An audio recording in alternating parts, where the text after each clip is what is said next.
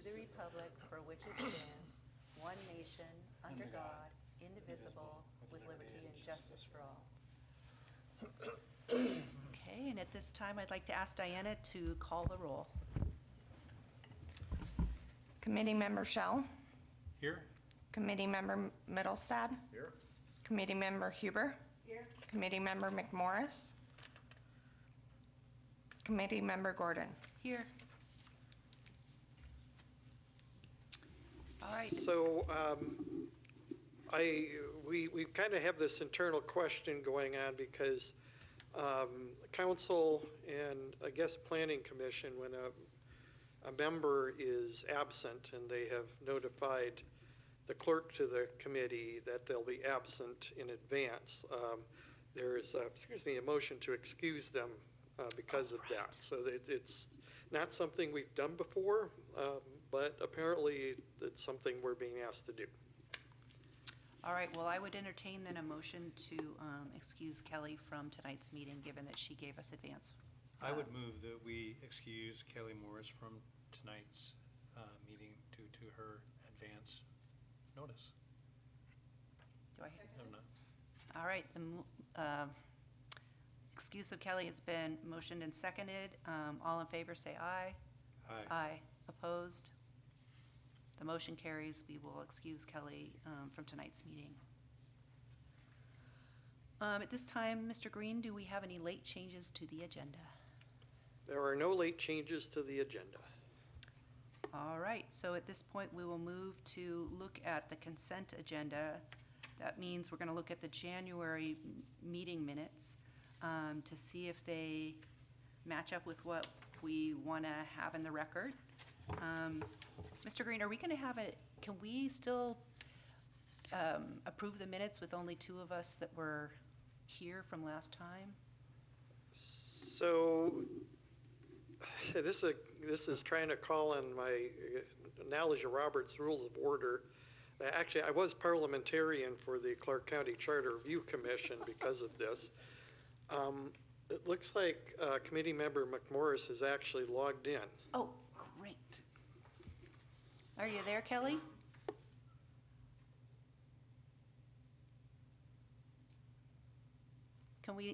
Kelly, are you there? You may want to unmute yourself, or maybe we have to unmute you.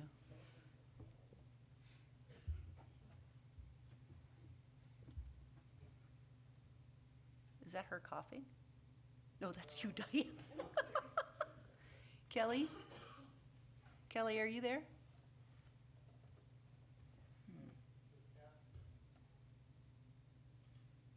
She might be still trying to navigate.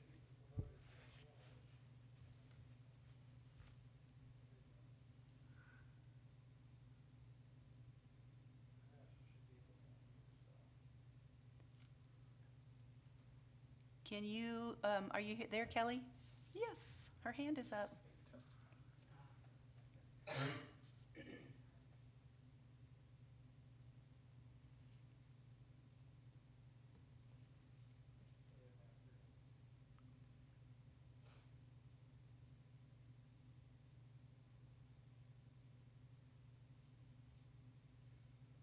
Oh, there she is in the chat. So Kelly, we were just to the point where we're looking, no apology needed. We had a motion and carried your excuse from the meeting anyway, but since you're here, we're just happy about that.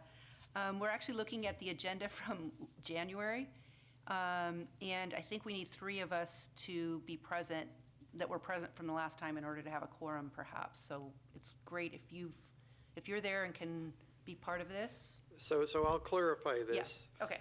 You need a quorum to take any action. Approval of the minutes is an action.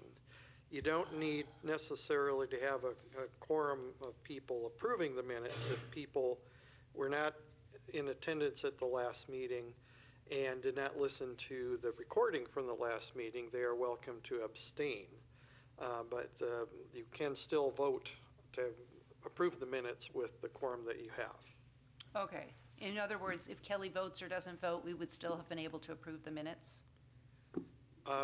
Yes. I can't tell if she's still with us or not. Looks like she keeps fading back and forth between panelist and, let's try it again. Oh, maybe she doesn't want to, I guess we can allow her to chat her vote, I guess, if she's not able to join by audio.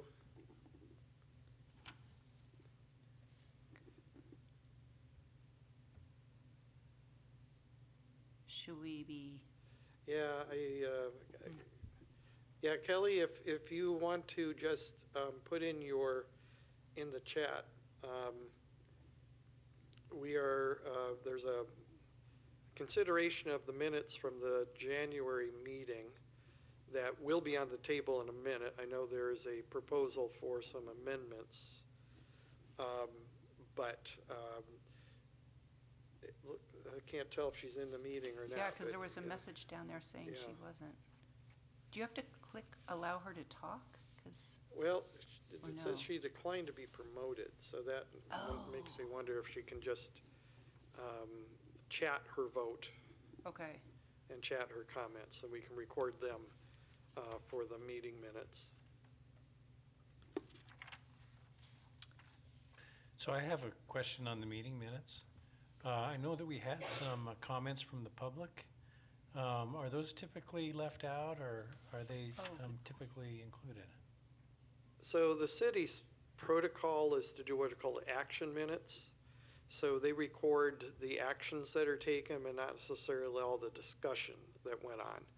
And so what we do is encourage people to listen to the recording, and that will serve as a kind of an audio transcript of the meeting.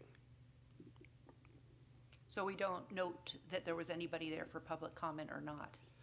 In the I minutes. guess I'll leave that to Diana because she gets her direction from our city clerk and our deputy city manager on things like this. Okay, We typically do not for public comment, we do for public hearing. okay, thanks, Diana. Well, let's see, apart from that, I'd also had, Tim, did you have any other? No, that was the only comment, question I had. Are the minutes in this printout, or, So you're looking at them right here with the yellow on the back? oh, this is the minutes? This here. is the minutes. Oh, okay. And if you look on the back, when I reviewed the minutes, I did have a couple things I thought I wanted a little more detail included to just kind of make it a clearer record. So the highlighted words were things that I sent to Diana and Chuck suggested I bring them to this meeting so that we could look at them. But I wanted the following words added. So it read, if you're looking on the back under number 2, the previous version had committee member McMorris presented the committee with concepts for the 50th/Discovery Drive roundabout at the previous meeting. But I thought to be more specific, I thought it was that she presented us with visual concepts based on the discussion from the previous meeting. So I added some wording there. And I don't know, Tim, Kelly, you were there, and Chuck, if that reflects more accurately. If it doesn't, then, we don't have to add those words. I'm fine with adding them. It's up to you. It's your vote. Okay. I don't have an objection You to don't have an adding these. Yeah. Okay. Then on this part right below that where Jeff Creel, description of Jeff Creel, I also thought it would be a little more helpful in the record for it to say that he would come back to us and present new concepts that would address committee inputs on plant selection and layout. So that there was a little bit of a reference to what his guidelines were, or what suggestions we made that he was going to be working on. I thought it was more than just plant selection and layout. I thought that he was going to be bringing back some, concepts that incorporated birdhouses, et cetera. So Would that qualify as layout? he would present And new layout. concepts. I try not to Sure. get bogged down in the minutes, and we can get in, Yeah. so we give more time to Jeff to Discuss. actually present. Yep, I'm fine with that. All right. Kelly is now gone, I think. So we need a motion to, can the chair make a motion? And anybody can make a motion. Okay, thank you. This is only my first full-time being the chair, so I'm just kind of still getting my wings. I move that we accept the minutes from from the January meeting with the suggested revisions of wording. Second. All in favor? Aye. Aye. Opposed?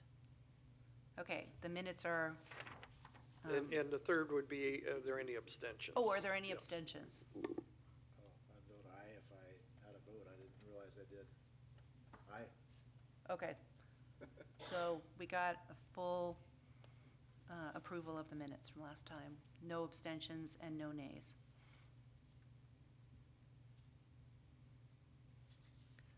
All right, at this time, if there is anyone from the public that wishes to make a public comment, this would be your time to come forward. I don't see anyone in the room. Do we have anyone online that wishes to make a public comment? Oh, shoot, turn that off. I do not see anybody. Okay. We'll turn that off in a second. All right, moving forward. Business, election of officers for 2025. Oh, wait, sorry, I'm looking at the wrong thing. That's last, I we was already looking did at the that. minutes. It's like, we did that last time, didn't we? Okay, business. I'm going to turn this over to you, Chuck. All right, thank you. One thing we didn't do last month is we didn't greet our new members. Now we have new members, and they are up here with you. So they're appointed by the mayor, confirmed by council at the last council meeting. Thought what we'd do is take a few minutes just to have kind of everybody introduce themselves, their background, your interests for this committee. In the packet, I gave kind of a brief summary from their applications and from the discussion I had with each of them. I'm not going to read verbatim what was in here, but it tried to give you a little bit of preparation so you could come to this meeting with questions of each other or just wanting to know more about each other. So what I thought we would do is have each of the new members kind of introduce themselves, give a little bit of a background, and then kind of get into a few minutes of just discussion, getting to know each other, and then we can move ahead with the meat of our agenda in a minute. Well, I'm going to maybe ask Kathleen, do you want to start us off? Okay, I think I turned myself on. Let's hope so. Well, I've been in Ridgefield a little over 5 years now, up in the state of Washington for. So just, sorry to interrupt, but if you could kind of get closer to the mic, we need to get you recorded here. Thank you. pull it forward if you want, Yeah. Is it on? I think the red light is on when it's on, right? Yes, it is now. Okay. all Thank right. you. All right, the red light's a good light, okay. Yeah, as I was saying, lived in Ridgefield a little over 5 years right now and have been in the state of Washington for about 12. Prior to that, I lived in that other state, south of us, of Oregon, that other state. And I have always appreciated the idea of small towns and the environment in which that provides its citizens. And I've always appreciated what they do for each other and with each other, the community, sense of community and the sense of belonging. And as I said here at the council the other day, I really appreciated Ridgefield and its consistent reaching out to its citizens to engage and become part of what matters here. So here I am, and being part of what I think matters. And visualization of a roundabout might seem simple to some people, but I think it provides an opportunity to provide a look of how a town sees itself, provides something of how, what they want others to see when they visit, something of pride that a citizen would have in its community. So I rather look on the roundabouts as that opportunity. For myself personally, I love to garden.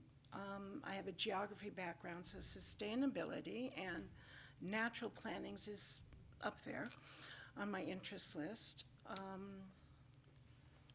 And I think given my background, I provide an opportunity that I look at a big picture, and then I'm able to drill down into details.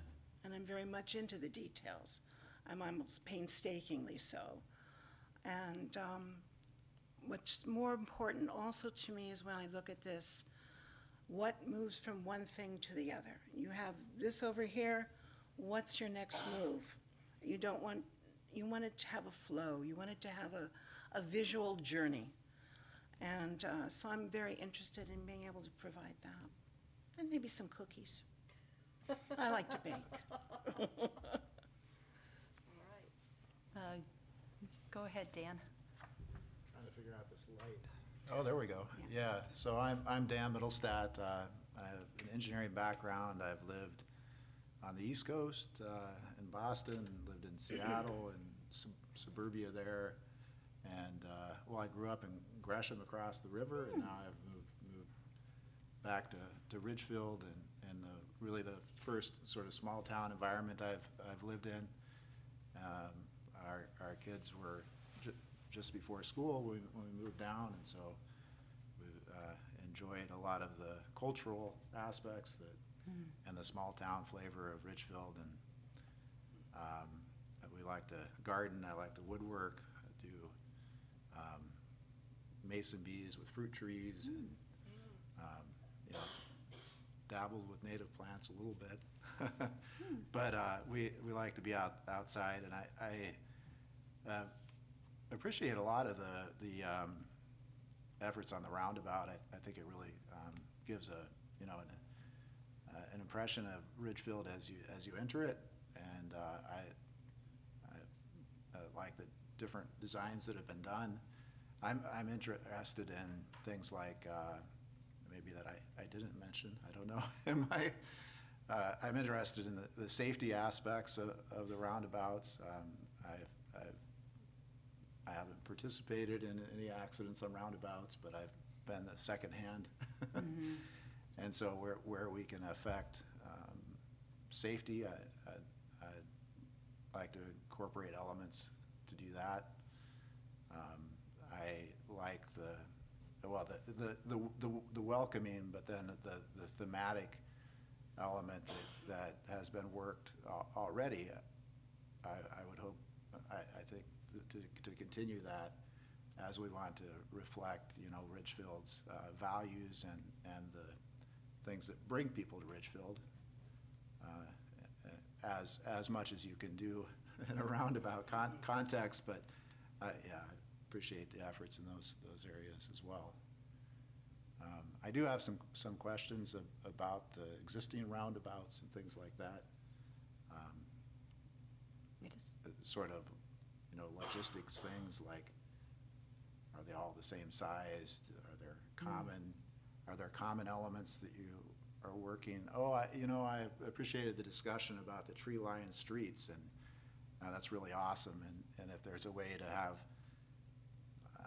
I don't know, maybe continuity of some kind,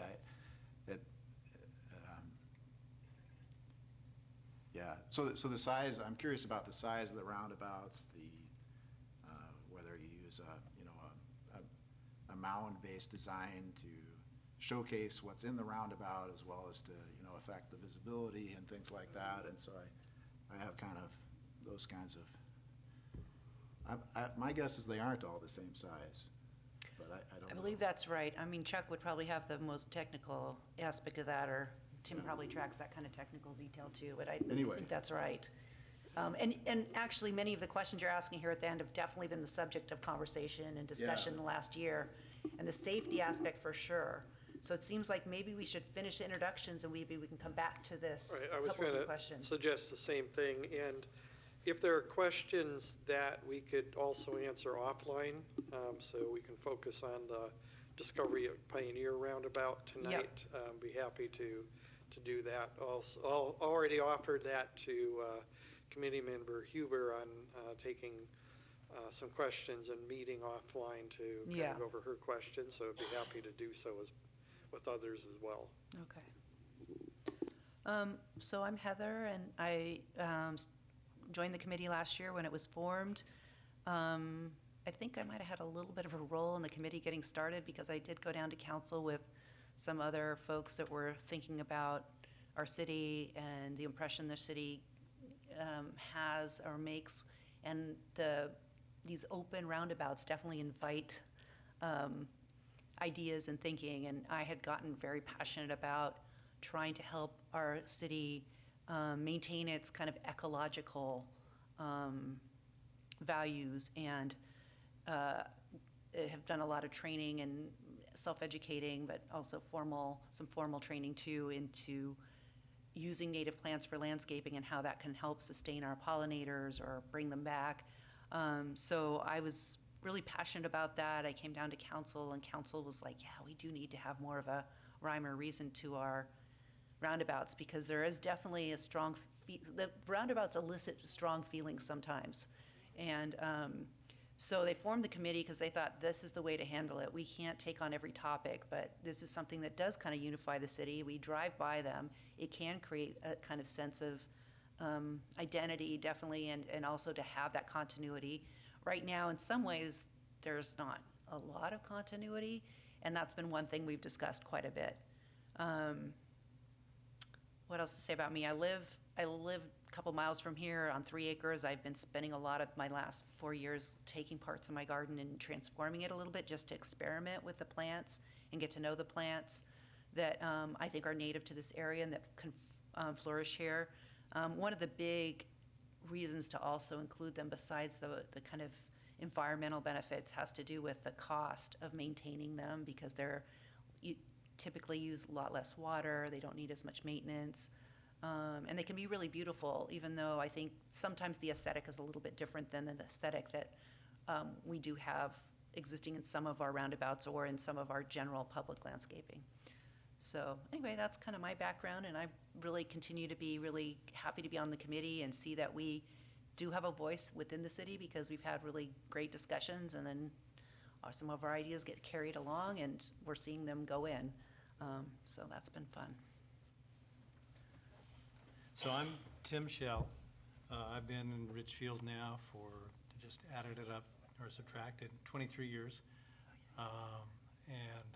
We moved out here 2002 when my daughter was just beginning school, because Ridgefield at that point was one of the better school districts in the city. And even when we moved out here, I wanted to get involved in the community, and I was working on passing school bonds at that point, and a group of us got together and said, well, why don't we start a public school foundation? So I was part of that initially, getting started up. And well, now she's all grown up, and she's just got her first job managing a Sherwin-Williams over in Spokane. So I moved her over there a couple weeks ago. And I've always been interested in being more involved or continuing to be involved in the community here. I'm a civil engineer consultant by trade. I've been involved in lots of different street and utility and infrastructure types of projects. Everything from small sidewalk improvements in the community block grant program to fairly major bridge and road projects and street improvement. And some of my favorite projects always involved landscaping and artwork and that type of stuff, and park projects and sustainability.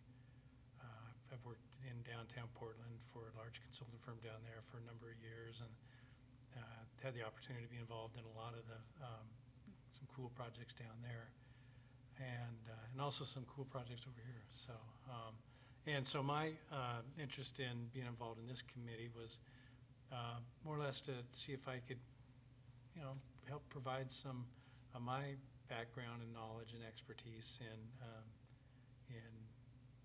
developing the roundabouts. First meeting I learned, no, Tim, your scope of this roundabout is in the middle of it here, that's it.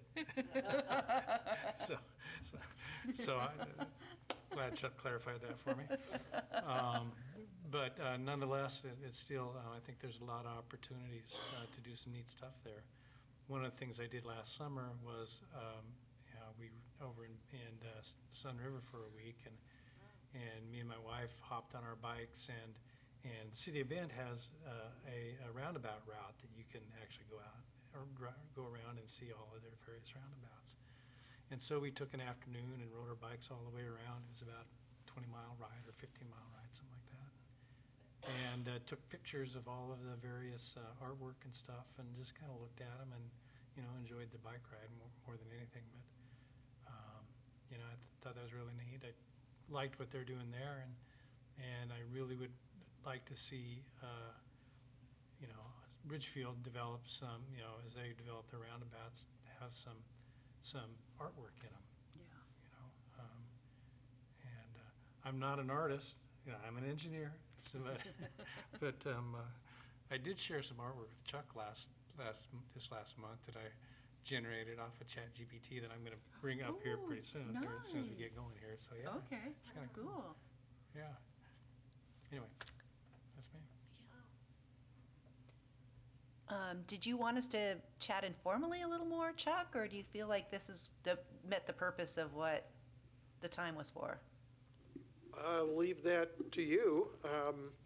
This was just time to get to know each other, if you feel that you've fulfilled that. Or if you want to have more time to get to know each other, or you want to do something in the future, we can do that. But if you want to get into this, and if the new members are ready to get into this, then we can move forward. I guess I want to ask one follow-up question, because I think both of you sort of alluded maybe, or said something about maybe seeing some connection among the roundabouts, or a sense of sort of a theme. And I'm wondering if I heard that right, or if you could comment a little bit about what your current impression of our various roundabouts is. Do you see connectivity between the way the designs are, or do you see them being very, distinct in design, or, I'm just curious. I don't, well, at the moment, I don't see continuity. Mhm. And that was one of my main questions, is there a theme? Mhm. If not, that's okay too, Mhm. just that then, what are you going to do to make it very varied, Mhm. so to speak? So, Yeah, I don't know where the committee stands on that, okay, so I was curious about that. yeah. But then I would think you would need an overriding principle, an overriding concept Mhm. to create a theme, Mhm. so Yeah. I don't see that. Mhm. Okay, But that would be fun. yeah. I think, I'm sorry. I don't wanna- Yeah, I don't know. Do you want to comment on whether you see? Oh, yeah, I probably mixed my terms up because I was looking for some element that was common that tied everything together, not necessarily thematic consistency. Okay. So. Could I remind you to make sure you're on the mic when we are Oh, talking? I don't think I turned it on even. There we go. I guess I was thinking about some common element that would tie them together. That could be, a curb, or a style of sign, or, just something that was common, so that you had a feeling that this was a Ridgefield roundabout. But then I think thematically, each roundabout, I think they today, like, to me, the grapes represent the agricultural heritage, and the plan for the canoe is tying to the Native American heritage, and the commerce on the river. And I think there's thoughts about the refuge, and trying to tie that in Yes. as something that's part of Ridgefield's identity. And then the vision just came out, I think, right? Oh, the Our city vision. vision. Yeah. And so then, yeah. don't know, so I thought thematic and I'm, you know, the common element, could be something smaller that would, because to me, there's not a lot of consistency. Yeah, okay. Yeah. Okay, Even in the, yeah, I'd have to look, but I haven't found it. okay. I think that, you know, one of the things we did at our first meeting was, you know, we just kind of started throwing stuff at the board and, you know, kind of a brainstorming session of what it was that, ideas or whatever we had about roundabouts. And there was a few of the major themes or canons or elements that we all agreed that we would want to incorporate them. You know, one of them, major ones, was safety. That, you know, whatever we did in the roundabouts was going to be safe to not only the traveling public, but also the maintenance workers that have to go out there and get in the middle of it and maintain it safely without getting hit. Another primary element was sustainable plants. And not only sustainable, but also native plantings. And Heather has kind of been our champion on this with the most knowledge and really a strong proponent of that. And that comes from, you know, I think being able to survive with little water, as well as, you know, being consistent with the you know, the environment here. Yeah, trying to represent our I don't know if this is on. Yeah, trying to represent our identity through our plants. Our Pacific Northwest identity, I guess, is part of what but I think that does kind of, I think we have talked in our committee about trying to make those links and have an element, and coming up with a theme was challenging, and I think the theme became kind of a little bit the use of the kind of landscaping, and also the idea of having maybe artworks that represented aspects of our city's identity. So those are as much as I can kind of come up with right now as far as a theme. But it's a work in progress because some of the roundabouts predate the existence of this committee. So we inherited roundabouts that we had no input on, and they were already there. And there's strong feelings about some of those. Some people love the grape roundabouts, and there's quite a few people that don't. And it was lovely to hear you say the agricultural heritage, because I think of it more as the wine grape. I was more specific to the wine growing, but it's true. This town has an agricultural heritage, and more broadly, that is part of what the grapes might convey. So. And part of it also, we did talk about history, and you know, there's actually a good a link on the city's website that goes over the history of Ridgefield, and you know, I don't know if it goes all the way back to Lewis and Clark, but you know, starting from the 1900s, it was a mill town and a farm town, and you know, fires raged through Ridgefield and burnt things down like every other community. So, you know, somehow we wanted to, I think, incorporating history into the design is an important element. I don't know that we've really, well, the canoes, obviously, it would have some type of reference to history. Yeah, for this current roundabout, we really haven't added that element in at all. Yeah. It's been more.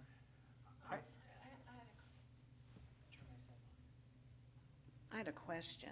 Is there a checklist you might have that when you look at a design, you say, okay, this meets the safety protocol, this meets the visual site protocols, this meets what the city council is going to be looking at for its vision statement perhaps?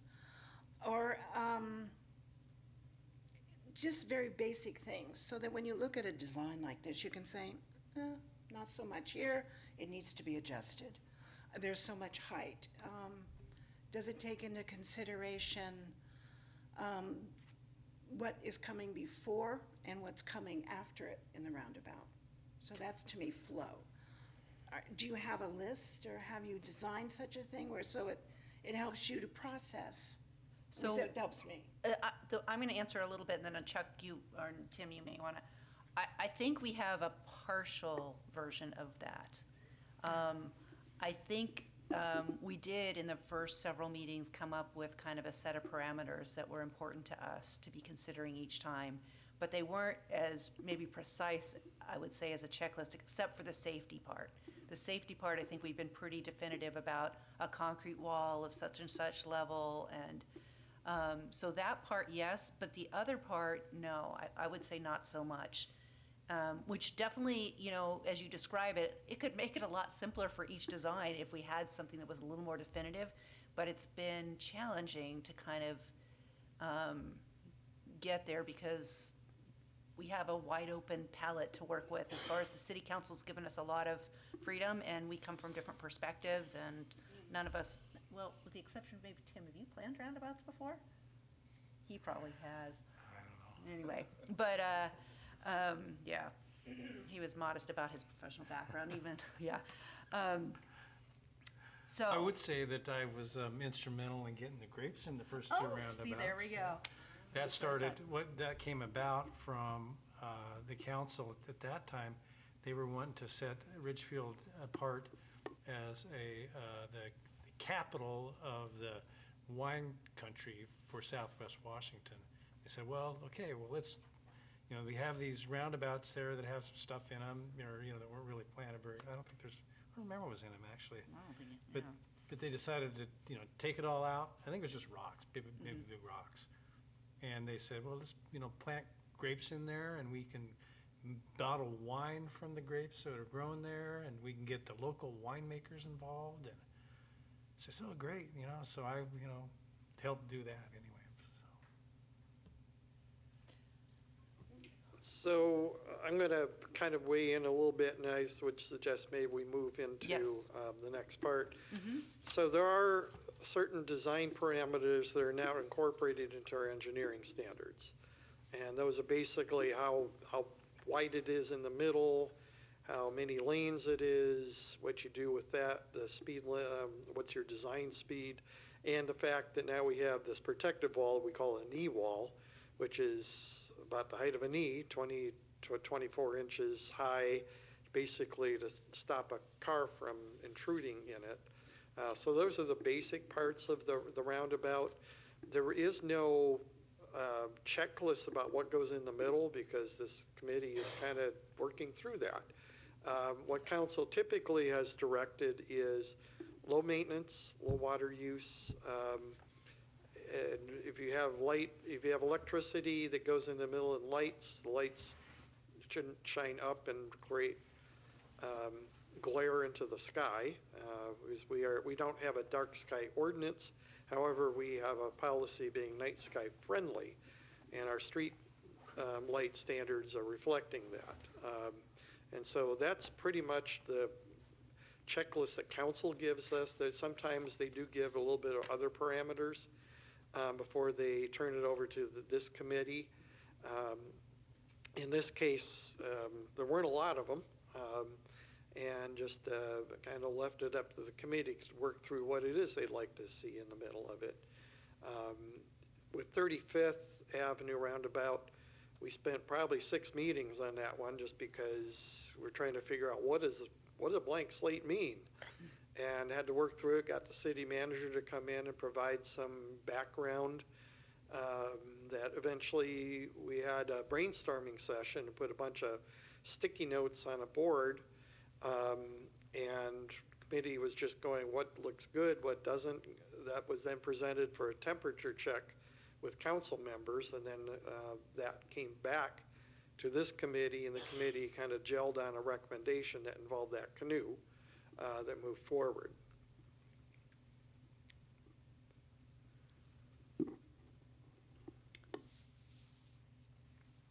All right, well, I maybe at this, oops, there we go. Maybe at this point, we can just kind of wrap up. I mean, we won't have answered all the questions that you will likely have, and I know Chuck did say he would meet with you to maybe follow up on some more in-depth questions. But our discussions of roundabouts often take us a bit of time, and we've got our guest back tonight to present some new concepts, so I think maybe we'll move in that direction of item 2 under business. Okay, I'm going to tee up Jeff Creel, who's with HHPR. They're the design firm for the Pioneer Widening Project, which, and Jeff has been leading what goes into the middle of that roundabout. If you remember last time, we kind of had, let's put a bird in it, or a birdhouse in it, then let's put a tree in it. We since have heard that a tree wouldn't work because right underneath that roundabout, there's an existing sewer main. And Clark Regional Wastewater District, who runs the sewer mains, had 2 issues with that. One is if the tap roots go down and keep going down, they might encroach in that sewer main, but also if they have any maintenance they need to do, they would basically have to remove a substantial tree to get in there. So they did ask us to remove the idea of a big tree in the middle. I know Mr. Shell gave me this idea of a birdhouse art thing. I'll let him explain that one.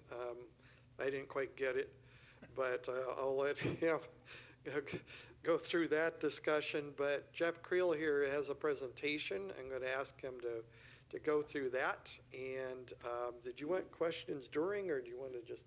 During's fine, sure. Okay, so I'm just going to turn it over to Jeff because he's got all the pretty pictures and I'm just sitting here looking pretty. So here you go. Oh,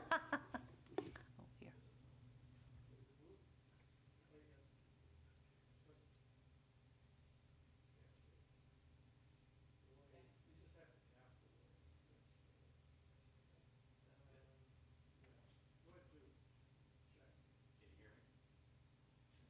Well, I can hear you, but it doesn't sound like it's on yet. Oh, I saw the light go on and off. Just have to tap.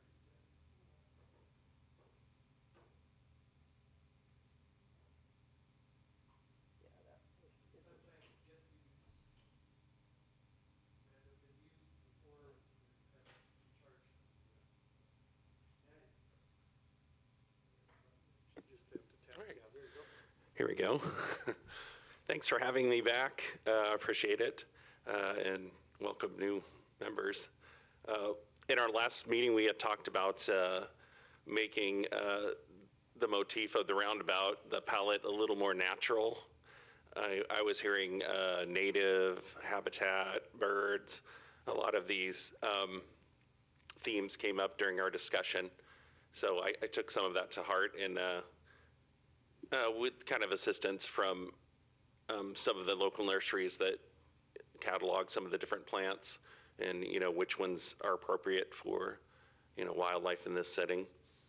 I know we're not attracting deer or anything, so I kept it primarily to birds and pollinators. And the first option, one, kind of I just called native bird habitat, kind of piggybacking on our last birdhouse theme. And it primarily consists of some landscape boulders, native plantings, and native ground covers, annuals, perennials, bulbs. Next slide, please. So in the larger shrub category, some of the evergreen and deciduous shrubs that were on this bird-friendly list included the ceanothus, the larger manzanita, our friend Oregon grape, everybody's very familiar with, and the red twig dogwood adds some winter interest as well. So these would be used throughout the center of the roundabout, providing height. In our previous conversation, we also talked about having some evergreen elements that were a little taller within that. So some of these fulfill that request as well. Next slide.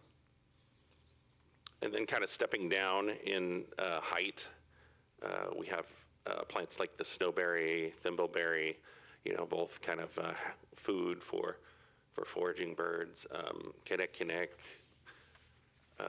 in the Nuka rose. Next slide, please. And then out more towards the perimeter of the roundabout. I was proposing of introducing some more perennials, bulbs, ground covers that are native to the area.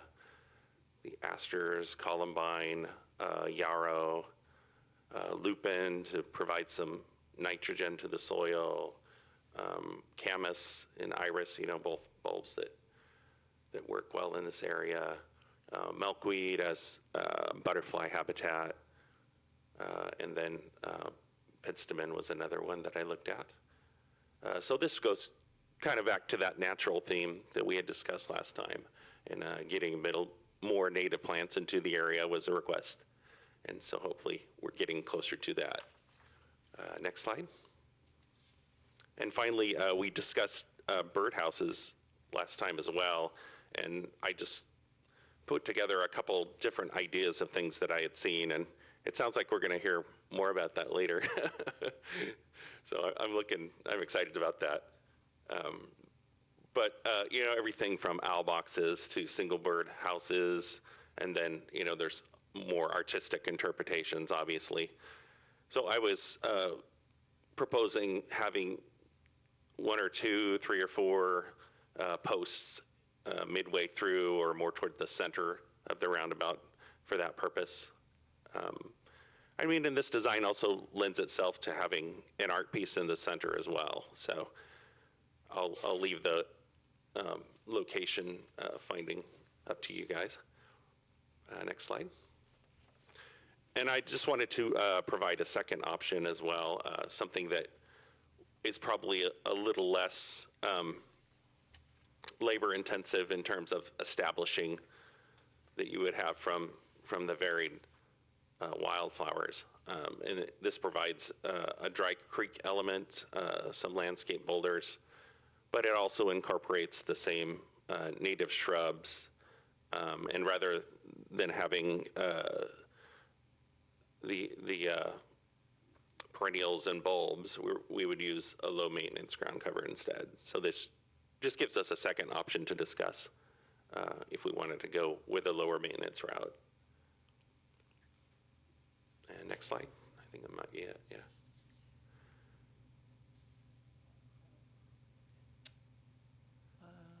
Yeah, so that's just kind of a launching point, I think, in terms of trying to get natives into the roundabout.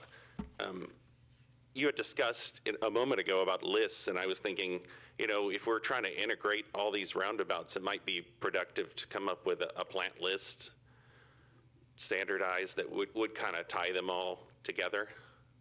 Yeah. Definitely seemed like a good idea. I definitely have my roundabout native plant list. Yeah, I think I figured. shared it with you. But Yeah. it hasn't been adopted by any group, even our group, but there is one that started. I think it needs work. So should we have questions for a bit, and then you have something else too to show us? Should we see what you have first, or should we go I don't on know, this? I guess so, yeah. Diane, I just forwarded you an email with an attachment.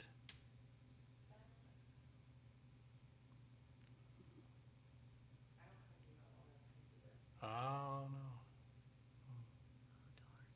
Well, I had a printout of it, but it's just one printout. It's just something stupid. So what it was I was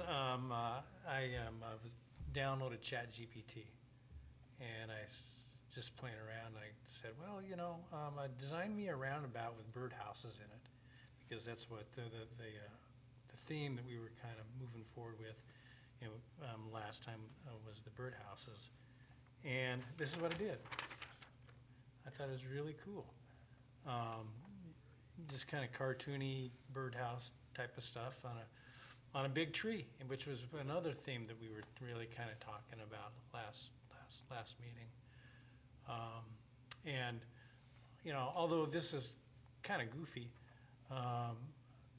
one of the things that I thought that maybe it hatched the idea with me is like, well, maybe we could do something like that as some type of sculpted artwork in it, and not, it's to, incorporate that and go out for a call for artists or something to design some steel structure or we might want to, have you seen it, Chuck, Whatever. already, or?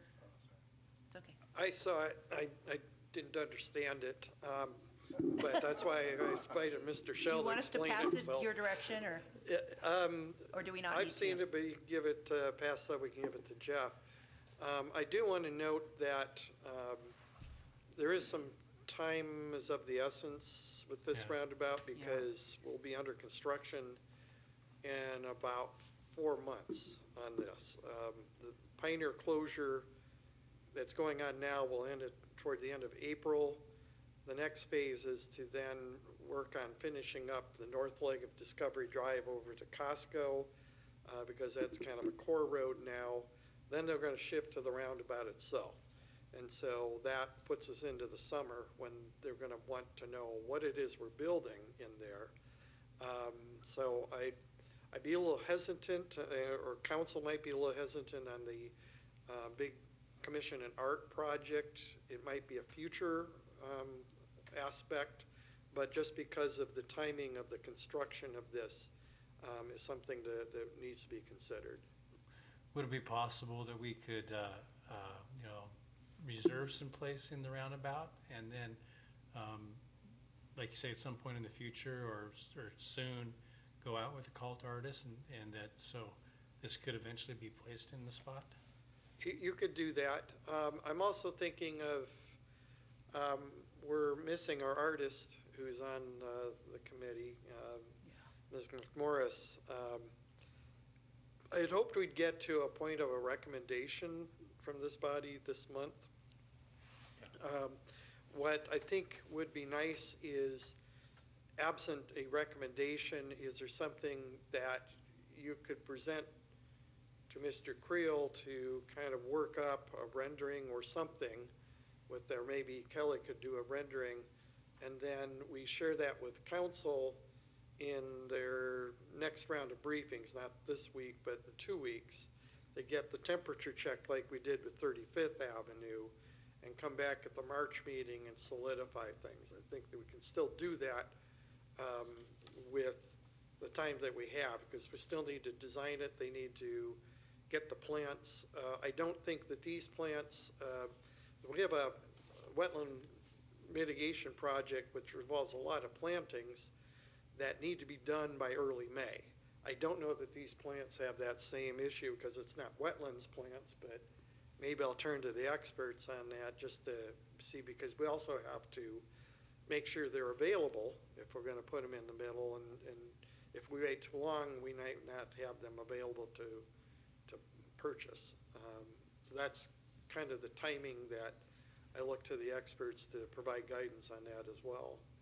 Yeah, we need a little bit of a lead time. I could call around the nurseries and see.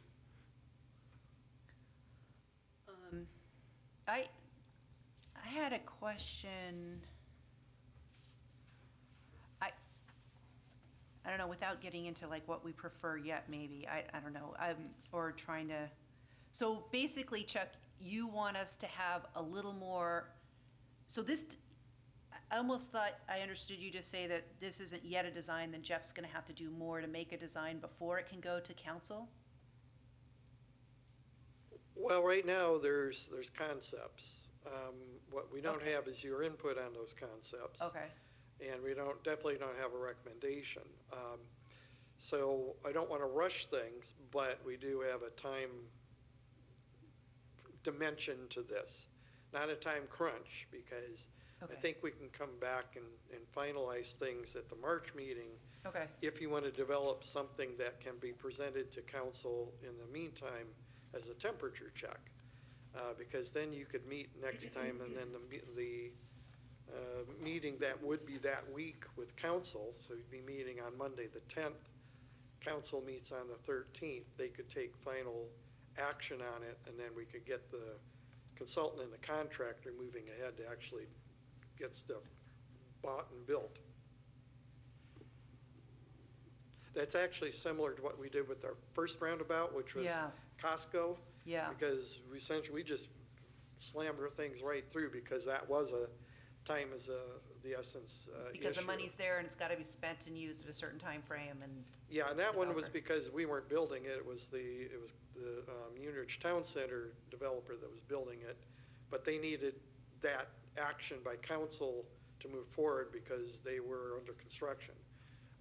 In this case, we are in the same arena, the same ballpark, but I think if we can get a finalized recommendation next month, we can get a kind of ideas that Jeff can use to gel into a concept or two that has your input in it, then we can run a temperature check with council in a couple weeks at the briefings for the March 27th meeting, or excuse me, the February 27th meeting, and come back at the committee's March 10th meeting to finalize a recommendation.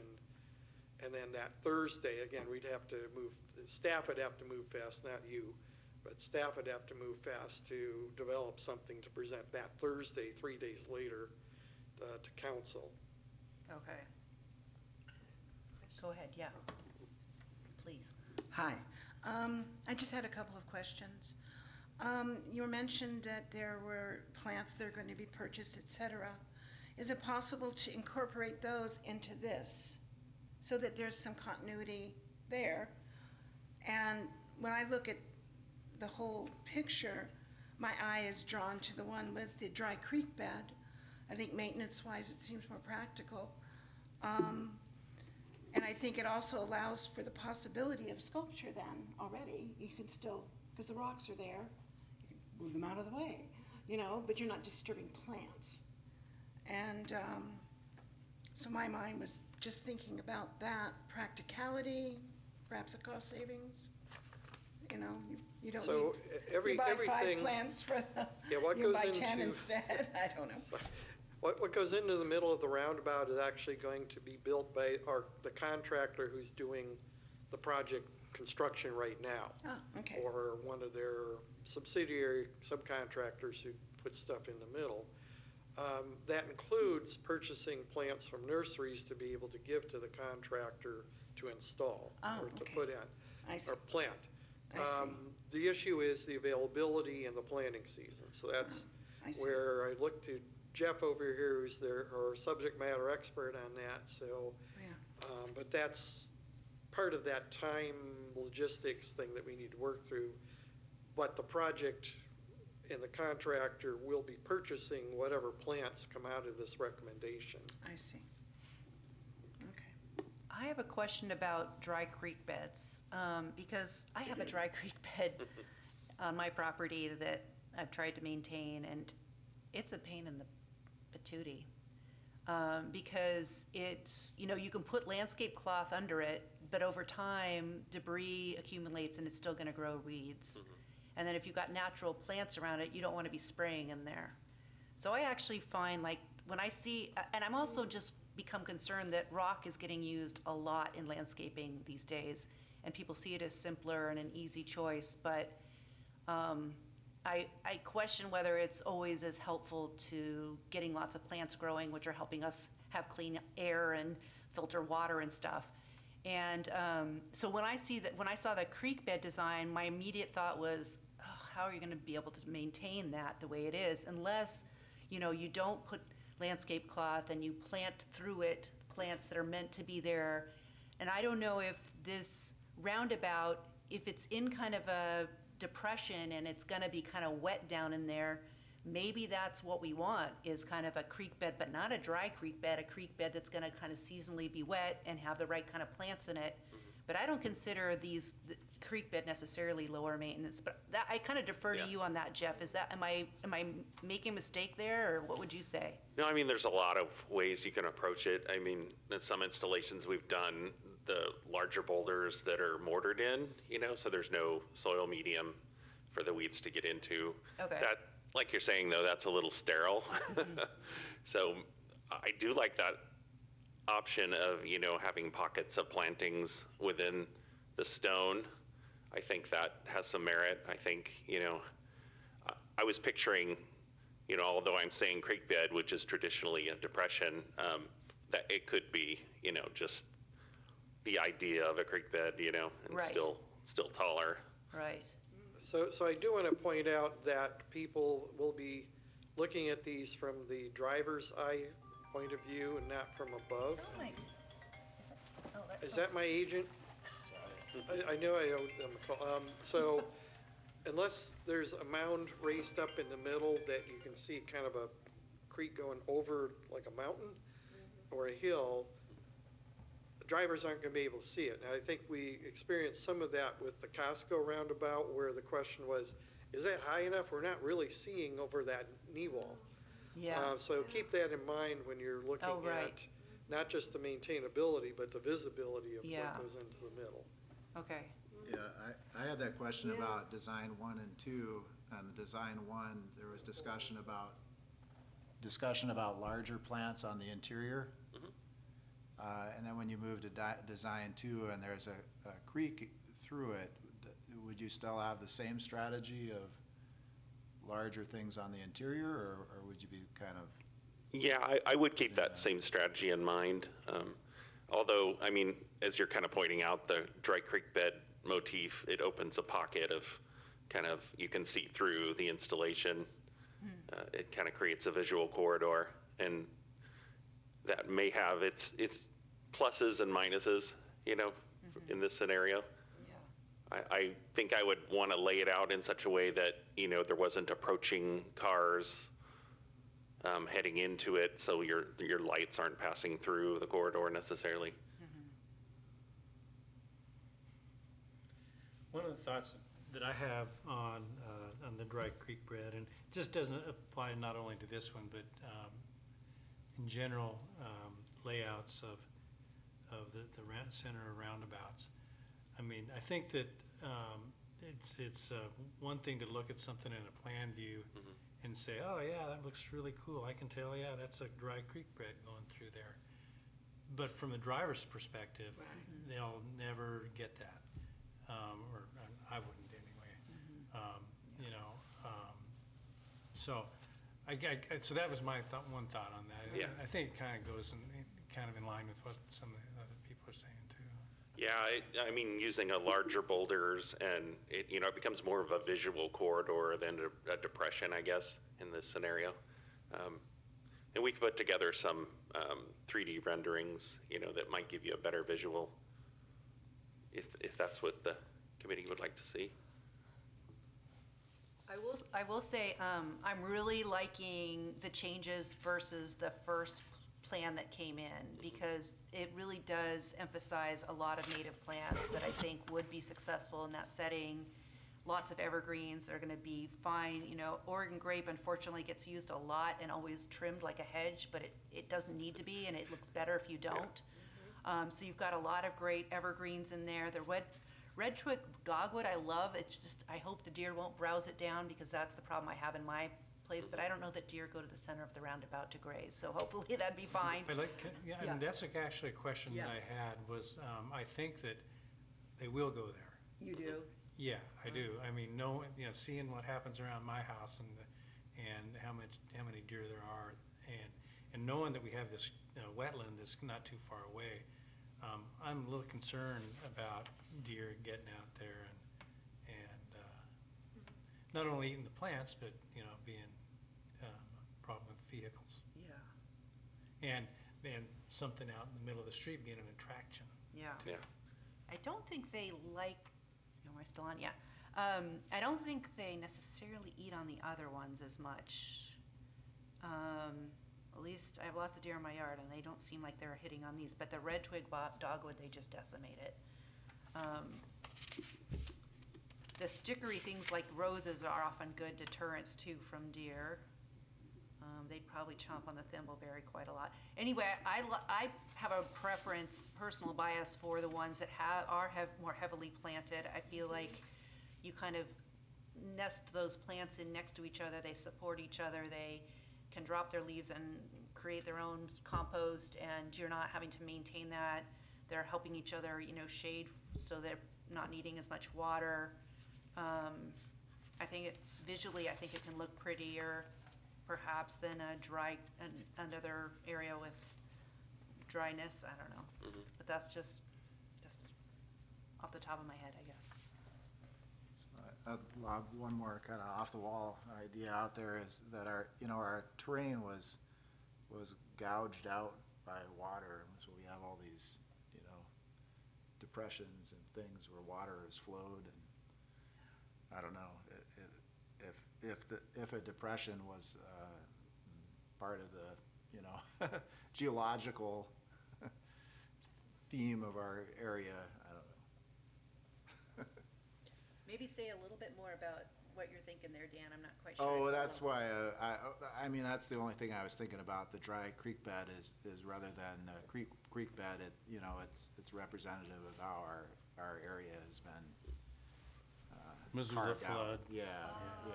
Oh, yeah, okay, Kind of the environment shaped by water, kind of, yeah. yeah. I don't know, might be a reach. I'd say that I do like, I prefer alternate option 1 to option 2. And I like the way it's coming together.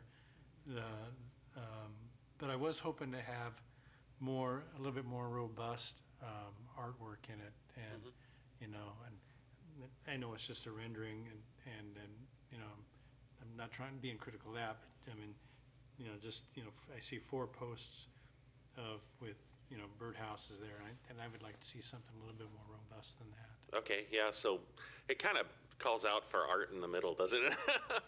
I get that as well. Yeah, I think there's definitely room for that. I think the bird thing is a cool concept, but I kind of agree that Tim, what he showed us with his Chat GPT drawing is something that's feels like it's bigger, it's more like an art piece, it's more, it's gonna last longer, it's not gonna look like something that's in your backyard and gonna have to have the city workers out there putting up a new one every couple of years.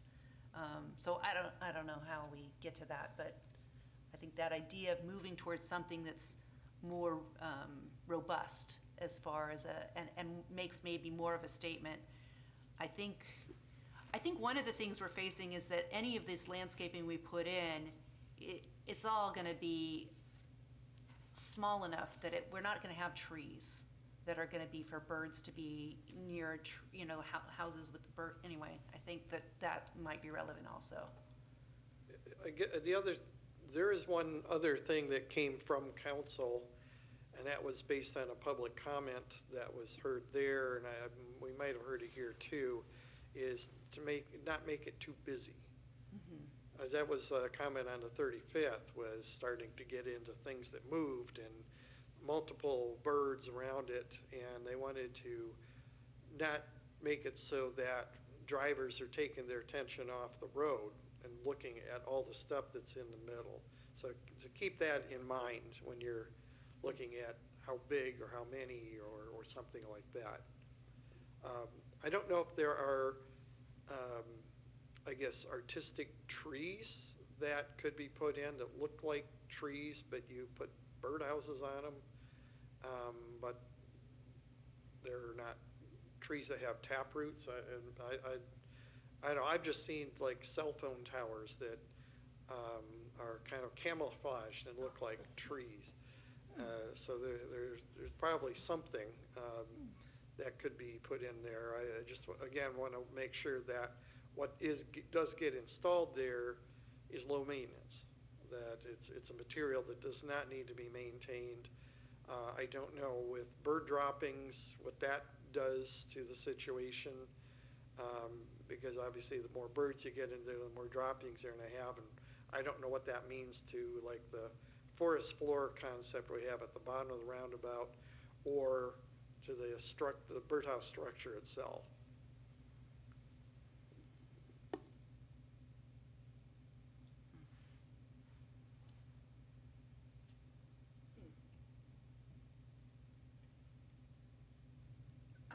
I'm wondering, there's no problem then with the drainage in that area, since it's a slight slope? Will it ever be, once in a while we get a real good downpour. So is that gonna impact anything at all in that particular roundabout area? So Just curious. I'll turn to Jeff. He might need to turn to his fellow engineers who are doing the stormwater portion of this. But we do need to make sure that whatever is built there can be drained and not drained across the road. Right. In other words, drained down and then into a storm drain or catch basin or whatever it goes to.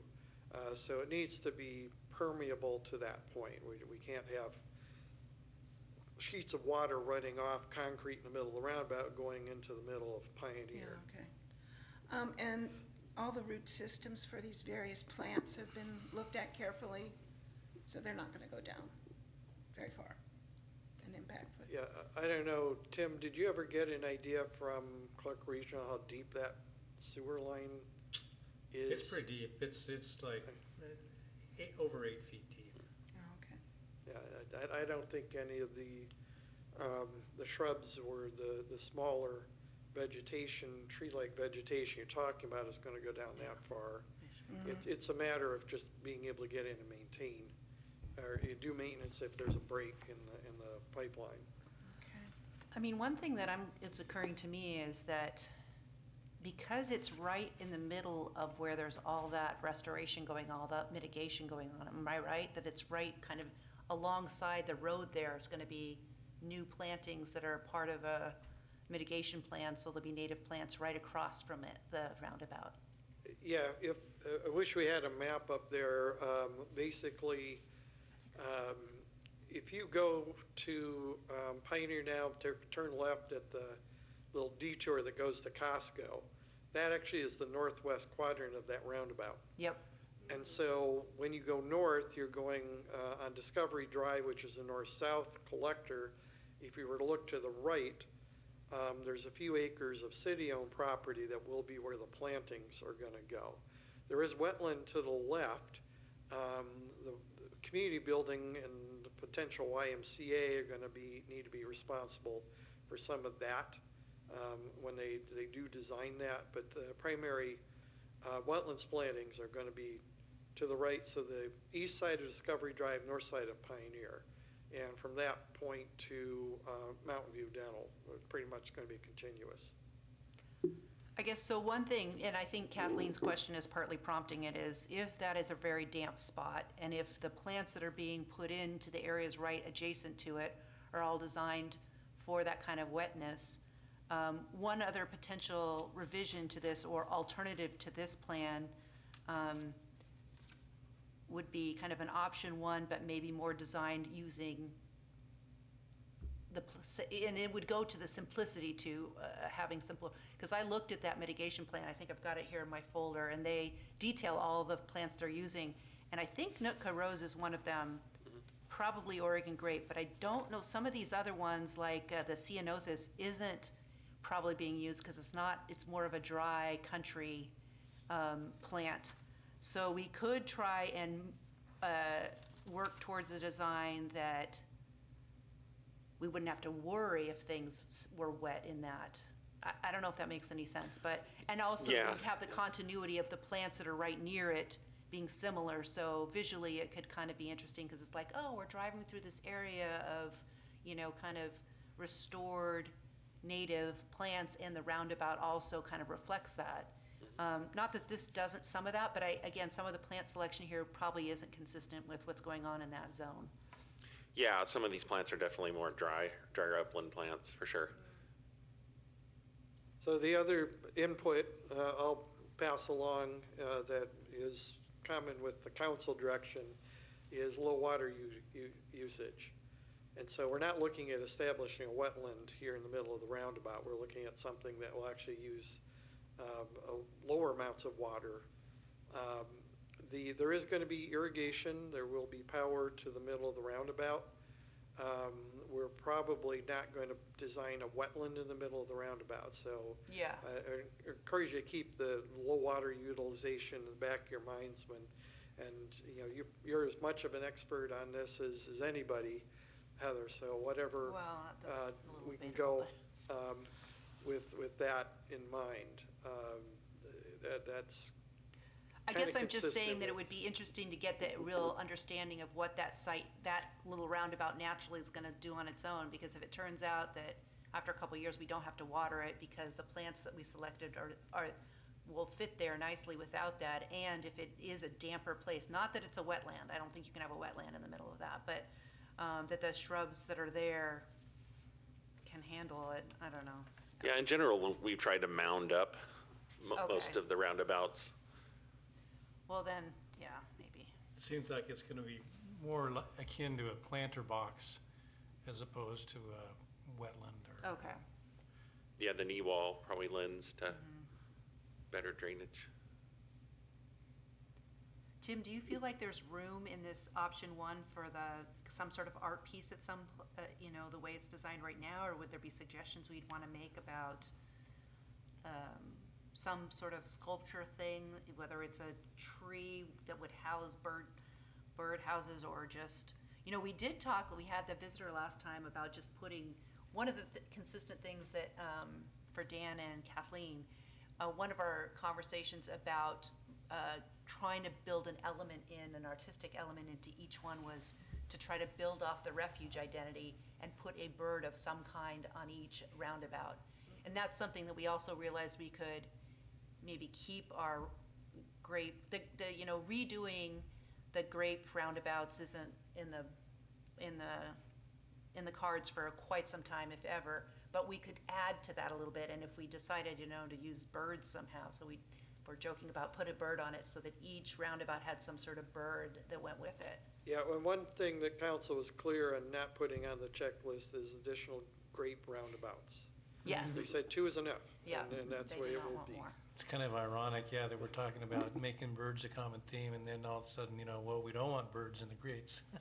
That's true. We're supposed to scare them off. It's gonna be owls in the grapevine area. I think that as far as, being able to put some sculpture in here, I looked at that, and one thing you gotta think about is where our underground utilities are. And I think in the northern, I don't know about half, but the northern portion of this is actually pretty open for utilities. And so I do think that we could have something in that area if needed. Not a major prominent oak tree. Yeah, But, bummer. That was yeah. such a good idea, I thought. Well, there'll be other opportunities. Yes, This we're is gonna the look for last one, another one that doesn't have a sewer underneath. Yeah. So I think the answer, yes, I think Yeah. there is. Okay. I also want to keep in mind, don't feel you need to engineer this because we have HHPR, they're the engineering team. Yeah. Who's designing it. So we're just talking about kind of the landscape and art and the features in the middle. But as far as a pedestal or something for future art, we'll let HHPR locate where a good place for that would be. Probably need to get an idea of how substantial that is, or or not substantial. What does that size of that look like, so they can actually design what that pedestal needs to look like. I'm wondering, when you do the plantings there, there's nothing mature, you're just going to wait for it to grow, right? Yes, Okay. yeah, they would be So- smaller containers. Right. So I'm thinking like the dogwood and all. And when I would be driving in my car down that little slope, I'm going to be seeing more into the center than I would typically once everything is grown. Is that correct? Okay. Because the visual on this one is a little different than the visual on a Yes. flat road. That's why, I understand your comment about the dry creek bed, but you Yeah. would be seeing it Yeah, to a point. yeah. But anyway, so I understand all of that, but I was just curious, have we thought about that? You're looking at it from on high. You're looking at it this way, not straight on, per se, except when you go around it, so.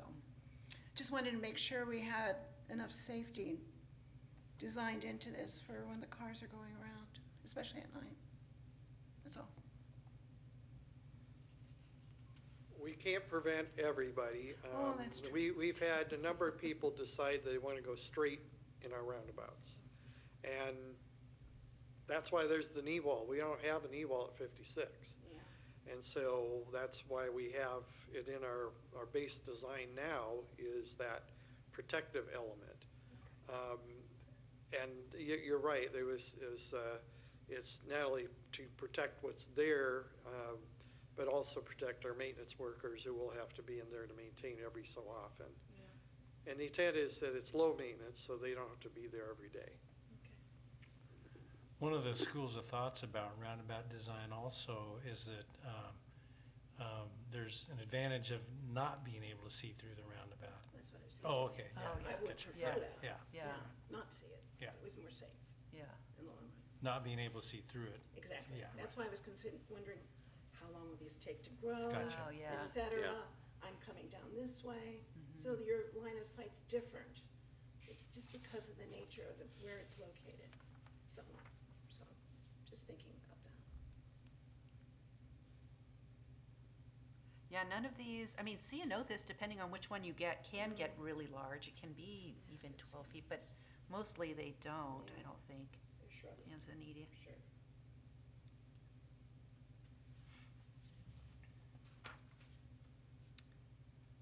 Lupin, no. The manzanita, that again. I mean, one thing, I guess we've only got large shrubs. Is there a chance we want to suggest or recommend that the option one include some small trees, like some strawberry trees, or that's a relatively small tree that's evergreen, it's very pretty, it's not gonna, grow to bigger than probably 15 or 16 feet. If we want something a little bit taller, there are probably some options. That's not strictly speaking a native tree, but it's native compatible and it really does support pollinators and birds, and it's attractive. Yeah, it has that kind of manzanita form to the branches. And it does. uh-huh. It's probably easier to grow. Yeah, yeah, it is. Yeah. What's its taproot by? Oh, it's fine. I think we were mainly worried because the last meeting we had talked about, wouldn't it be cool to make a legacy oak tree there? But oaks have a very deep taproot that goes straight down, so that Yeah. one seemed like a less. But I think the strawberry tree, I don't know. It is a tree, but a lot of trees actually go out, so they don't all go down. So how does everybody feel about reserving some space in this one for, placement of some type of sculpture? I mean,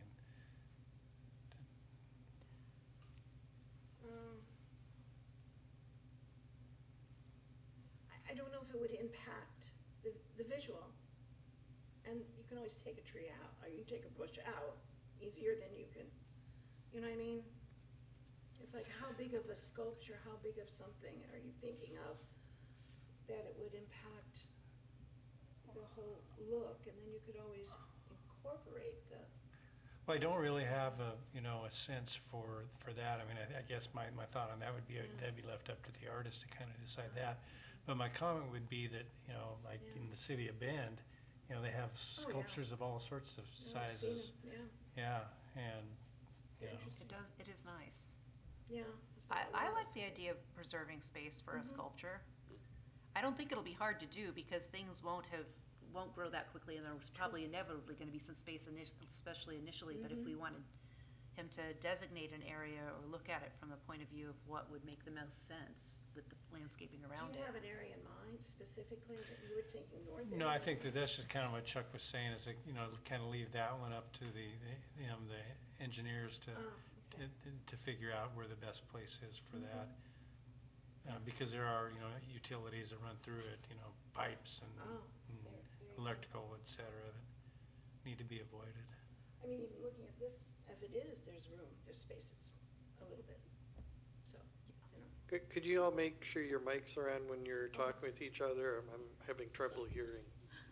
And then Dan, do you have any comments about the option one and whether you prefer it over option two, or have thoughts on whether it should be something that we're not thinking of that might be incorporated or taken out?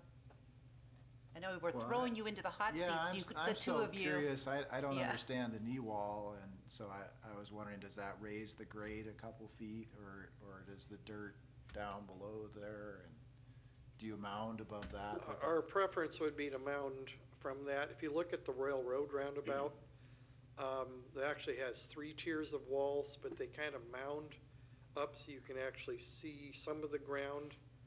It's also got a lot of, I'm not sure what the evergreens are in that one, but it's got a lot of them. But the preference would be to amount up from that, just make sure that it's structurally, doesn't erode off over the knee wall and wash away. So you're 2 but- feet up and then Yeah, it, and then if it you mounts. plant, if you plant ground cover behind that knee wall, you're never gonna see the ground cover. Right. So it has to have some elevation to it behind that wall. Oh, I like that. I was just curious. if Yeah, that was the knee walls are about 2 feet high. Yeah, That's yeah. good. Wow, okay. Yeah, I like the art idea. I mean, Yeah. I like the bird idea too, so that if birds were an option, I think someone was here last time presenting Yeah. options and. Yeah. Well, I don't know. I feel like we've discussed it a lot. It doesn't sound like there's consensus. It seems like we're more leaning towards the first option and having that design maybe be fleshed out even a little bit more. I'm not sure if it needs it, but maybe so we could see what it would look, or what it's gonna look like with, from the other side, a different perspective. What's Sure. that called? Yeah. Yeah, we could do some additional renderings, and then also show the space for art, Yeah. develop that a little further for you. I think that's probably maybe the best way to go. And when we have lots of roundabouts, so I guess we just keep like moving forward and, So we do have the birds that were put into the concept for 35th. There are multiple ones that look, I think they were meant to be elevated, looking like they were in flight, but you could put some type of bird art like that with bird houses to kind of get, this is the bird theme.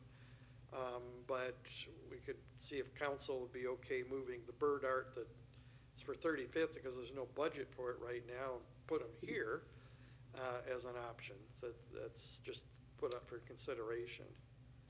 oh, so the council, there's budget for doing the canoe art and all that, but not necessarily for the bird portion of that design? There's no budget for anything in the middle Oh, other than that's right. getting power extended out there. That's right. I forgot about that. We're looking for grants on that one. Okay. This one, It's it's fun. coming out of the project budget for the Pioneer widening, so we do have budget for this. Okay. My preference Oh. would be just to kind of leave that one alone and let it be until you get the Yeah. money to build what we came up with and do something different on this one. Yeah, My preference. that's fine. I think we spent a lot of time getting that one to where it was, so I agree with that. Yeah, I mean, my 2 cents is I think that this is a good design, is Yeah. kind of develop a little bit further and Yeah. let's come up with some robust birdhouses, Yeah. Yeah. artwork. Yeah, I could see this being done in a steel sculpture for sure. We could float this idea with council, again, if you want to get a temperature check. I honestly don't know how they will respond to something like this, because some might think it's too much and too busy. Others Just to might be say, clear, "What?" take that for what it's worth. It was a 5, not even a 5-minute play for But, Oh, but if you want to go to the one, because he did have a photo of a set of birdhouses, that one, yeah. on the upper right, which might have some traction. that on steroids. Yeah. That on steroids. But so I guess, let's go through components if we could, so Jeff has some direction to kind of create, because I heard not a consensus about the ground cover part, because it might be not high enough, but then I did hear more consensus about stuff that has some height to it. Well, the ground most of those ground covers actually are at least a foot to 18 inches to 2 feet. Aster can be 4 feet, columbine can be 3 feet. Milkweed can be very tall. So many of those, I guess if they're, yeah, I have to keep remembering there's the 2 feet and then But I do feel like they're not flat to the ground kind of ground covers. They're called ground covers, but those are more perennial flowers if I were Yeah. labeling them. And maybe, maybe I have kind of confused things. I think with the intent here is we wouldn't start 2 feet below a wall. I think we would mound up Yep, the center so it starts at the height of the wall or maybe a little below it to make sure the dirt doesn't erode out, but then we go from there. And so if you're looking, maybe some direction on the ground covers, if you're saying, consider ground covers that grow 1 to 2 feet or more above the ground level and mound the ground for yeah. that. My main comment on the ground covers was a couple of them are iris. There's a lot of different irises available, and I would just want to be sure it's not one of the ones that is kind of an invasive and spreads everywhere and that's not native. There's some native irises. Iris tenax, I think, is one of the names. Yeah, I think that's this photo. Okay, so that would be great. And the penstemon, same thing. There's a variety of penstemons. I just want it to be hopefully not one that's a cultivar, but one that's one of our more native ones. Asters, same thing. Lots of asters. Douglas aster is great. It does tend to keep going and spread out and get tall. I love that, but I would put it in knowing that could happen with it. Because otherwise then it's maintenance. And the thing is, with a lot of native plants and native plant garden is that they evolve more than our traditional landscaping does. Our traditional landscaping, we kind of control it and keep it looking one way year after year after year. But when you actually let native landscaping do a little bit more of what it wants to, the amount of one plant over another can change year to year. And if you can get comfortable with that, it actually kind of can be beautiful. It doesn't mean you never maintain and maybe come and pull some stuff out. And in my garden, every few years I cut some aster, dig some out and move it somewhere else. But it's a different kind of way of maintaining overall. But I think the selection's actually very nice. The other one that I thought could be a nice addition would be, it's called Oregon Sunshine. Because it's yellow, it mounds nicely, it comes back year after year, it's not an aggressive spreader. So I was thinking Oregon Sunshine could be another addition to this that I think would be easy to incorporate. Yeah, we could pull out the aster and put that in. You could pull out the aster if you wanted. Yeah, if you're worried about something that's gonna, yarrow also will spread, but yarrow spreads in a different sort of way, so I think it's in a certain way a little less aggressive. I think there are other asters, native asters, though, that would be a little less. Like there's one called showy fleabane, and I don't think that one spreads as aggressively as Douglas aster. The one thing about Douglas aster is it's a keystone plant, so it actually supports more pollinators and native habitat than most of the other ones you've got listed because it's a keystone. So in that sense, it's a great one to include. Yeah. But I'll let you, Jeff, play your magic with the different plants, because it does sound like you've done your homework and understand like the different things we've got that are available in terms of natives. But this is a nice selection. So I'd be in favor of this selection of ground covers. I think it's a nice, rich selection. And probably what happens is when you go to get them, you won't find all of them. So a couple will end up dropping out, which is always a shame. But most of these, like the Woodland has that landscaping place that's down in this little ravine, and it's a commercial landscaping, but homeowners can go there too. And they will have some of these. I know they have the columbine and the aster and the yarrow probably. So I don't think the flower selection there, or the ground cover selection, I don't think those are gonna be hard to find overall. So yeah, we'd probably be looking at a fall planting at this point. Yep. Doesn't yarrow grow tall? Yarrow gets to about 2.5 feet. And it actually looks great in the winter when it's dead. It just kind of looks, the seed heads are kind of pretty. So one of my questions then is, what nature are you trying to attract here? I see one with a butterfly on it. I've heard discussion about that. I've heard pollinators. We haven't really talked about, are the only attractor for birds or birdhouses for these? Is that No, where the you're headed, birds or would do you eat like the thimbleberry. They All right. could probably come looking for insects that are living on some of these plants. Yeah, all the shrubs were designed to either be edible or shelter Yeah, for bird species. exactly. They could hide in there, they could go in and out looking for berries or insects. Will they build nests?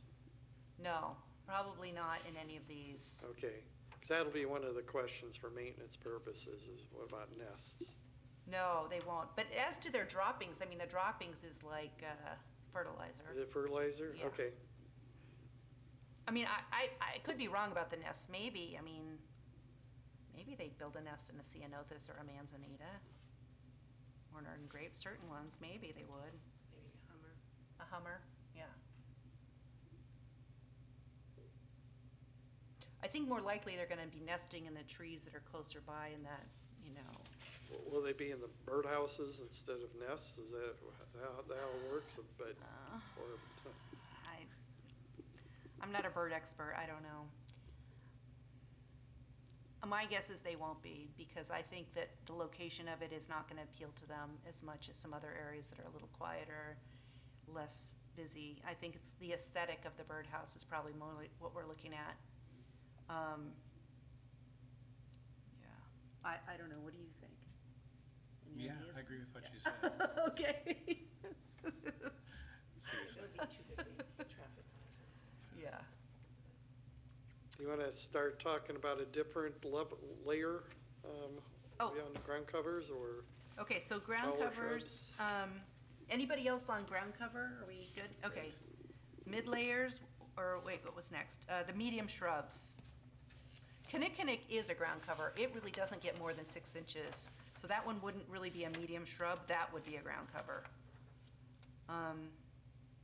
There is a ceanothus that also grows along the ground that's evergreen that could also be combined or used in exchange for kinnikinnick.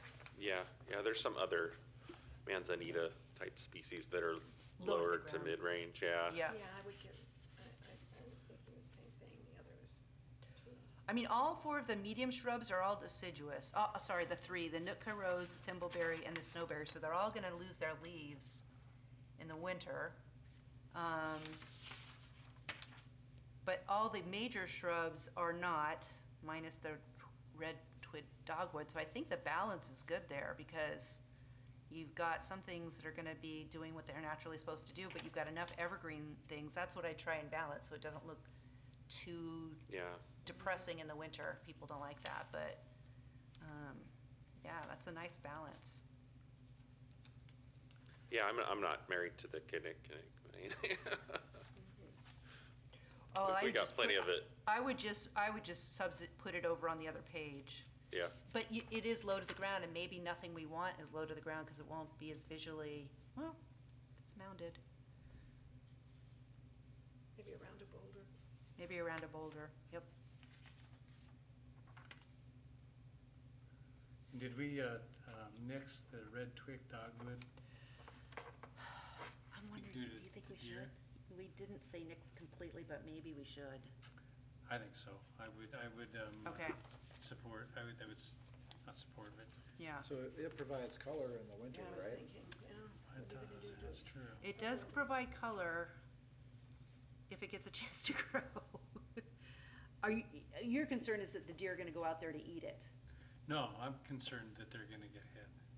The deer are gonna get hit going out to get it. I think it is one of the main plants that they would go out there to eat. I think our preference is not to put anything that attracts wildlife to the middle, because that Okay. actually adds to collision risk, and we're trying to Okay, minimize it with the roundabout. so then, yeah, the red twig dogwood should go out, for Okay, sure. yeah, and I can cross-check with the other species to see, Yes, make The sure list they're of not things attracting very- any is extensive. fauna. Yeah. I know, and the thing is, when they're hungry, they'll eat anything. And, And yeah, that- there's that's the that. problem. That bar, right? So, So it's hard to completely, but I think that combined with the fact that they especially seem to like red twig dogwood, and it, yeah, I think that might be worth taking out. Is there something else that would provide that color? In the winter, the interest. Well, the Nootka rose will have red hips on it all winter long, and those are really beautiful. So you get the red on that. The snowberry has the little white berries through the winter, so that's got some interest in it. The yarrow, the iris, even the columbine look kind of, can Yeah. look kind of artistic even as they're kind of wintering over. We could bring in some Deschampsia what's that? grass. It's a grass, a native grass that has a nice stalk. Oh, In the yeah, that's winter. a good idea. Native grass would be good. Yeah. Oh, yeah, I looked at that one today. Is that tufted hair grass? Is that the other name Yeah, for it? yeah, exactly. Yep. How tall does it get? How tall does that one get? Oh, the stalks get, I don't know, what, 3 to 4 feet almost on a more mature specimen, but yeah. The other one I've just been learning about is called Camiso sedge. Have you heard of that one? That's evidently an evergreen grass that does dry to wet. I'm trying to grow some at home right now. I don't know. if Yeah, it's- I'm not familiar with it. Yeah.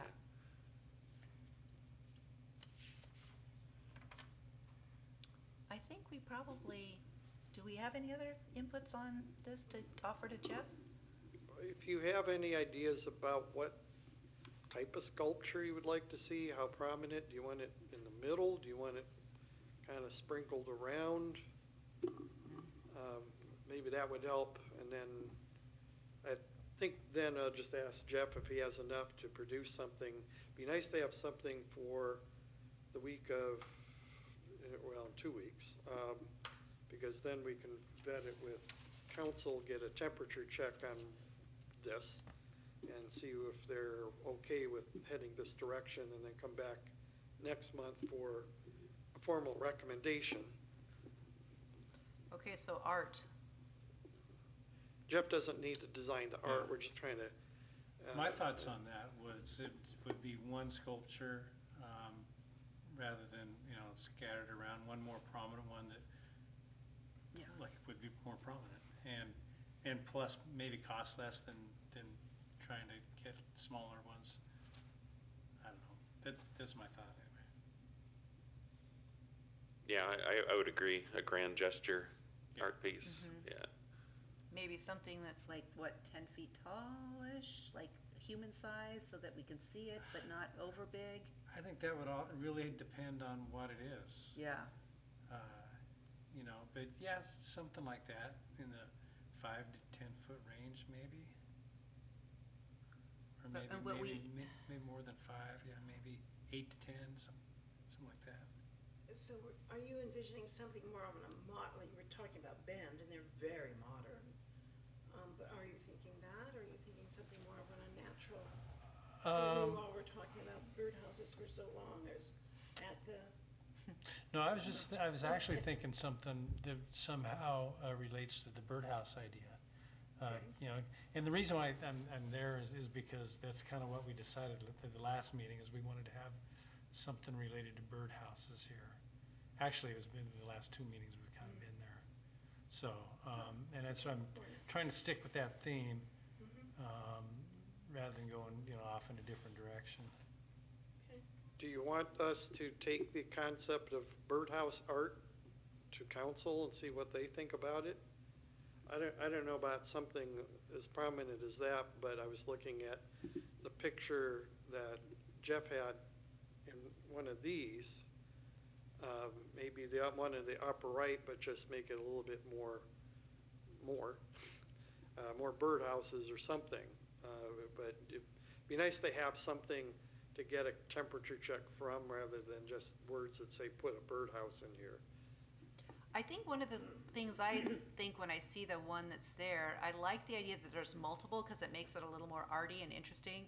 But the fact that they're wooden and the scale of them just makes it seem like kind of kitschy, Yeah. instead of something that's really gonna, like, yeah, it just looks like something somebody puts up in their backyard and not necessarily Exactly. something. Right. So it needs to be, that's why I think that what Tim shared tonight is, even though it's crazy kind of Disneylandish, it's got at least that aesthetic of being kind of big and kind of making it a little bit more of a statement, instead of being something that is just a little bit too, do-it-yourself backyard stuff.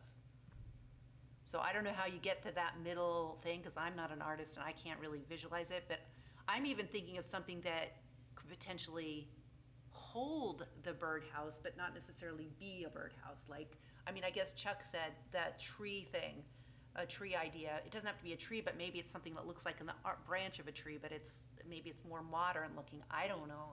I do kind of like that modernish, some of the stuff in Bend.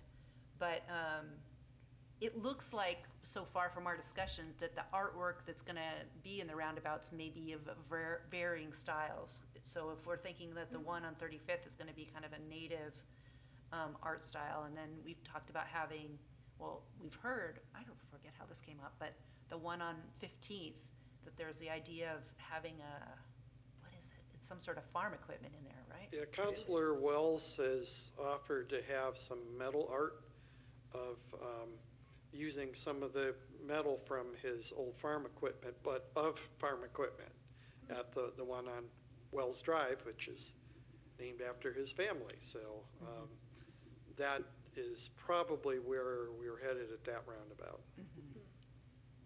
Martin House. So then it was, a Martin House? Martin House kind of look, but What does a Martin House look like?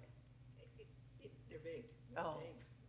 But they're big wooden houses for a lot of birds. Oh, They're okay. Martin, well, you should look it up. I'll look it up, yeah, They're high okay. too, right? Yeah, oh, they are, but I'm not saying do that, but a style, that's a house that you could put onto something, maybe, Okay. I'm not an artist.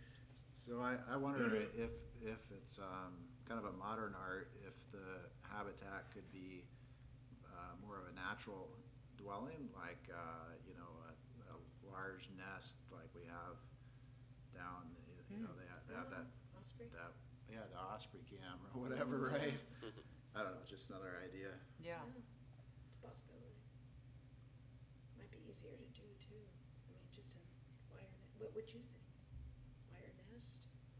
I was actually still, just thinking kind of like maybe like sticking around with the, metal sculpture, so, some type of, like the birdhouse is up there, but metal sculpture, not real, just, something that looks like Yeah.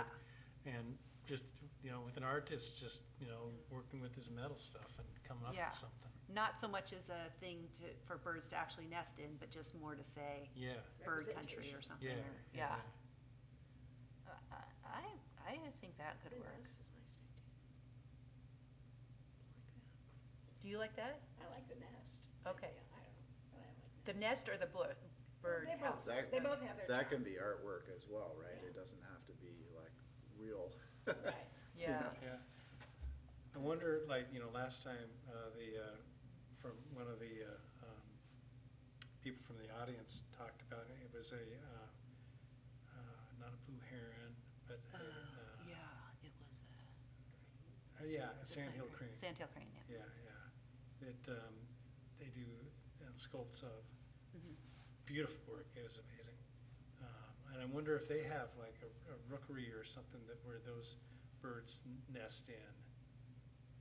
Yeah. Maybe this is a different Yeah. roundabout that we're Yeah. talking about here.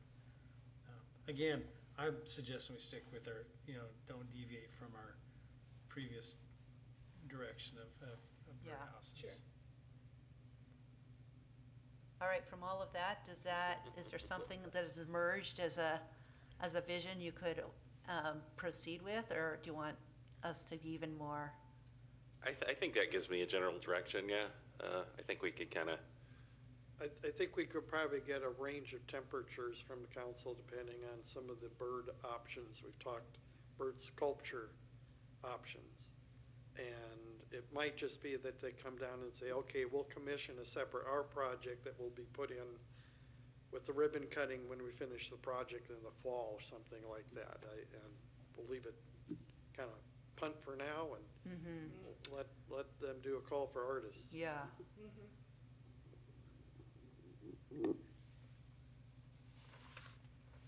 All right, yeah. Okay, I think we're good. all right, then I guess at this point, we are open for staff reports. Does the staff have any reports? I have a report that I have nothing to report. Thank you, Chuck. All right, is there anything from the committee? Nope. Nope. All right, then I would say that we are adjourned. Thank you, everybody. Thanks for My pleasure. being here for our first meeting. Thank you. It's a newly constituted committee. Yeah. Yeah, yeah, okay. Oh, no. I think it's gonna be a